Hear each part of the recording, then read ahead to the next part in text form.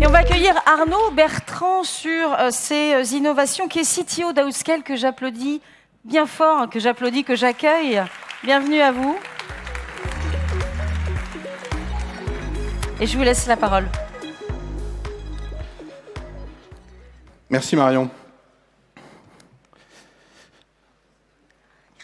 Alors, comme tout bon ingénieur, je viens avec un modèle en couche. Il ne faut pas avoir peur, ce modèle est assez simple en fait, je vais tenter de vous l'expliquer. Donc ce modèle en couche, c'est ce qui nous permet en fait de mettre en œuvre le support des plateformes Dassault Systèmes, hein, ce dont parlait tout à l'heure Philippe. Ce que l'on met à disposition chez Outscale aujourd'hui, c'est des infrastructures qu'on va retrouver en bas de ce schéma, une couche d'abstraction IaaS. Ça veut dire quoi? Ça veut dire qu'on a développé une couche qui permet aux développeurs, à l'ensemble des développeurs de Dassault Systèmes, de ne pas avoir à comprendre, à gérer l'infrastructure sous-jacente. Ça veut dire quoi? Ça veut dire qu'on a mis à disposition un PaaS, une plateforme, qui permet à tous les développeurs de Dassault Systèmes de développer sans se soucier des couches d'infrastructure sous-jacentes. Et on fournit nous-mêmes de l'infrastructure, mais grâce à cette couche d'abstraction, on est aussi capable d'utiliser des couches d'infrastructure dans les clouds d'autres hyperscalers. Et donc, nous avons une stratégie qui est multi-cloud au sein de Dassault Systèmes. On utilise nos propres infrastructures, mais grâce à ces couches d'abstraction, on est aussi capable d'utiliser les couches d'infrastructure d'autres hyperscalers. Et donc, on fait bien une stratégie de « et ». C'est « et » Outscale pour les workloads qui sont sensibles, importants, etc. Et aussi des hyperscalers, là où nous ne sommes pas nécessairement présents, là où le volume d'affaires que l'on fait n'est pas encore disponible, grâce à cette couche d'abstraction. Comment on fait ça? En fait, il y a 60 personnes, 60 collaborateurs de Dassault Systèmes qui ont rejoint Outscale et qui viennent compléter les 180 collaborateurs techniques d'Outscale. Donc on est maintenant 250 dans les équipes techniques d'Outscale pour mettre en œuvre ce modèle en couche avec cette couche d'infrastructure, ce modèle d'abstraction et ces services définition. Et ensuite, on délivre notre cloud selon 3 modèles, qui est le modèle international, le modèle souverain et le modèle dédié. Je vais rentrer un petit peu plus dans le détail sur la partie modèle international, modèle souverain et modèle dédié. Le modèle international, qu'est-ce que c'est? C'est du cloud public, avec un certain nombre de certifications qui vont correspondre aux besoins des collaborateurs, des clients pardon, qui sont à l'international. Donc on va trouver TISAX pour l'automobile, on va trouver ISO 26000 pour tout ce qui est sustainability, on va trouver HDS pour tout ce qui est données de santé, on va trouver ISO 27001 pour tout ce qui est sécurité et ISO 27017, 27018 associés. Sur la partie souveraineté, on est sur des niveaux de certification, des niveaux de qualification qui sont encore supérieurs, où on va ajouter, en plus des certifications internationales, du Secnum Cloud pour l'Europe, de l'ITAR pour les États-Unis, qui nous permettent en fait de prouver ce niveau de souveraineté au travers de ces certifications. Et enfin, on a un modèle dédié, qui est un modèle, évidemment, sur des infrastructures qui sont totalement séparées du reste des infrastructures internationales et souveraines, qui peuvent être mises dans le data center du client et qui vont concerner des cas d'usage encore plus sécuritaires, par exemple pour la défense, et qui peuvent aller jusqu'à des niveaux d'habilitation où nous sommes susceptibles de faire habiliter nos propres collaborateurs afin d'exploiter, d'opérer ces plateformes qui seraient mises à disposition chez le client. L'avantage de ça, c'est que ça permet d'avoir, y compris au sein de son data center, une vraie plateforme de cloud computing complètement opérationnelle et managée avec des opérateurs qui sont qualifiés, voire qui sont habilités. Donc ça, c'était notre modèle, on va dire, de ce qui existe aujourd'hui. Et nous ajoutons un certain nombre de fonctionnalités pour cette année 2023-2024. Donc d'abord, je vais parler de Direct Link. L'année dernière, Laurent et Benjamin vous ont parlé de Direct Link. On ajoute d'ores et déjà du public Direct Link. C'est une sorte de peering. Ça veut dire quoi? Ça veut dire que ce sont des Direct Link avec des adresses IP publiques. Et cette offre est d'ores et déjà disponible aujourd'hui. Ensuite, grâce à la connexion directe des data centers d'Outscale avec Megaport, nous avons la possibilité d'offrir une alternative virtuelle au Direct Link physique. Ça veut dire quoi? Ça veut dire que dès aujourd'hui sont disponibles des Direct Link virtuels au sein d'Outscale et d'être faits en quelques clics, sans paramétrage, de façon à valider de manière quasi immédiate, éventuellement pour tester dans un premier temps, une connexion directe de data center à data center. Le second grand set de fonctionnalités va tourner autour des machines virtuelles. Donc, nous ajoutons la notion de Dedicated Group et de VM Group. Le premier va permettre de compléter les capacités d'isolation offertes par la virtualisation. Il devient désormais possible de créer des ensembles de machines virtuelles appelées Dedicated Group, qui correspondent à des groupes qui sont physiquement isolés. Et un Dedicated Group peut être composé de un ou plusieurs serveurs physiques exclusivement réservés aux machines virtuelles d'un même ensemble. Ça permet notamment de faire de la virtualisation imbriquée, une machine virtuelle dans une machine virtuelle, et ces Dedicated Groups seront disponibles dès la rentrée de septembre. Je reviendrai un peu plus tard sur les autres nouveautés liées au Dedicated Group. Le VM Group, qu'on ajoute également, permet de créer des templates de VM, c'est-à-dire des sortes de t-shirts de VM, avec des caractéristiques communes et de manipuler toutes les VM associées à ce template d'un seul coup. Quelque part, c'est la mise à l'échelle horizontale qui est adressée ici et qui permet de diminuer ou d'accroître la taille de ces t-shirts et de ces caractéristiques de machine en lot plutôt que de le faire de manière unitaire. C'est clairement une première brique pour aller vers l'autoscaling et les VM Groups sont d'ores et déjà disponibles en bêta sur notre cloud. Dans un autre domaine, nous refondons la marketplace, Philippe en a parlé tout à l'heure, qui va donner plus d'autonomie et plus de fonctionnalités à nos partenaires. Elle permettra par exemple de fournir et de souscrire directement depuis la marketplace sans passer par un tiers, avec un gain de temps considérable pour tout le monde, pour le client et pour le partenaire. Elle permettra aussi de faire une estimation des consommations de façon à savoir exactement combien vont coûter les choses et pas avoir un coup au cœur. Et ça permettra aussi de faire du Bring Your Own License, du Pay As You Go et bien d'autres fonctionnalités qu'Étienne et David vous préciseront lorsque vous passerez les voir tout à l'heure sur le stand. Le troisième grand ensemble de fonctionnalités concerne Cockpit et l'IAM.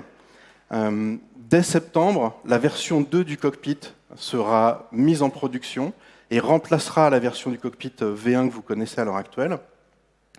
L'interface est plus réactive, elle permet une bien meilleure fluidité dans les usages et tout semble instantané. Et associé à Cockpit, arrive un nouvel IAM qui nous amène dans le monde du single sign-on et trace la route vers une évolution de la gestion des identités qui viendra plus tard et dont je vous parlerai un petit peu plus tard. Deuxième grand volet de nouveautés autour des performances cette fois-ci. Tout d'abord, concernant le stockage objet, nous démarrons le déploiement d'une nouvelle infrastructure de stockage objet, beaucoup plus performante et encore plus résiliente que la version que vous connaissez à l'heure actuelle. Elle comportera plus de nœuds que la solution actuelle et sera disponible début 2024. Elle inclura un peu plus tard plusieurs niveaux de performance, avec un niveau standard et un niveau de meilleure performance, mais ça viendra au cours de l'année 2024. Le stockage objet, pour nous, est clé parce que nous pensons que c'est un élément clé de la bascule vers le cloud computing et parce que c'est un élément clé de la résilience dans le cloud et aussi parce que c'est un élément clé de sa sécurité future. Au passage, il est important de noter que l'offre de stockage objet d'Outscale est la seule qui est qualifiée Secnum Cloud sur le marché. Le stockage objet, je reviendrai également sur les aspects sécurité du stockage objet un tout petit peu plus tard. En termes de performance, sur les dedicated groups, à nouveau, c'est probablement un élément technique, mais c'est un élément qui est important. Nous ajoutons, en fait, grâce au dedicated group, la possibilité d'afficher la topologie des processeurs aux machines virtuelles. Alors c'est un petit peu technique, mais qu'est-ce que ça veut dire? Ça veut dire que dans un cloud, en général, les machines virtuelles n'ont pas connaissance du processeur qui est utilisé. C'est générique et ça ne permet pas forcément de faire une optimisation des performances en fonction du composant de silicium qui est utilisé. La possibilité d'avoir connaissance de la topologie matérielle, ça permet en fait de bénéficier des accélérateurs qui sont présents dans les processeurs et de pouvoir avoir une meilleure performance. Et donc les dedicated groups vont permettre d'afficher à la VM cette topologie processeur. Au titre des nouveaux composants, nous ajoutons la 6e et la 7e génération de CPU. 6e génération est déjà en production. La 7e génération sera disponible en septembre. La 7e génération, ce sont les processeurs de la gamme Sapphire Rapids d'Intel qui vont permettre jusqu'à 50% de performance mémoire supplémentaire par rapport à ce qui existe à l'heure actuelle dans notre plateforme de cloud. On ajoute également des GPU de la gamme Ampère. Donc ce sont des GPU A10 et A100 pour être précis sur les références. Et ces GPU sont disponibles à la fois dans un modèle de cloud public, mais aussi dans un modèle de cloud souverain. Et au passage, nous sommes le seul à mettre à disposition une capacité de GPU, et donc potentiellement de calcul d'IA ou de calcul de HPC, dans un modèle qualifié Secnum Cloud. Au titre des nouveautés, nous avons également travaillé sur l'axe de la sécurité. Je ne vous parlais tout à l'heure des dedicated groups, et ce que je n'ai pas dit pour l'instant, c'est que ça permet aussi d'avoir une isolation physique des VM. C'est-à-dire que si vous voulez aller un cran plus loin, si par exemple vous avez des craintes sur la capacité d'isolation logicielle, ou si vous avez besoin d'avoir un serveur, un hyperviseur qui vous est dédié pour vos VM, les dedicated groups vont permettre d'avoir une isolation physique et d'être complètement cloisonné, complètement avec une machine qui vous est dédiée physiquement. Alors évidemment, ça a un impact sur le prix des VM, parce que quand on met à disposition un serveur quelque part dédié, mais en tout cas, c'est rendu possible grâce aux dedicated groups. Sous l'angle de sécurité, nous avons aussi fait un certain nombre de choses sur le stockage objet. Donc on implémente en fait une protection qu'on appelle anti-ransomware.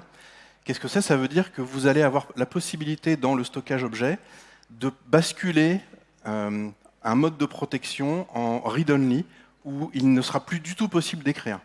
Ça veut dire quoi? Ça veut dire que si vous avez par exemple des données que vous souhaitez protéger, vous pouvez les mettre dans le stockage objet, verrouiller ce stockage objet, et quelque part, même si un petit malin venait à vouloir chiffrer ces données-là, vu que ces données ne sont plus du tout accessibles en écriture, c'est rendu totalement impossible. Donc on ajoute cette fonctionnalité-là qui sera disponible également début d'année 2024 sur le stockage objet. Nous ajoutons des capacités de filtrage sur les IP de façon à rendre le stockage objet plus discriminant par rapport aux gens qui peuvent y accéder, et ce sera à la main de l'utilisateur, bien entendu. Dans un second temps, nous ajouterons du Bring Your Own HSM. Alors c'est très barbare, mais l'objectif en fait est de pouvoir dire au client de venir avec son Hardware Security Module.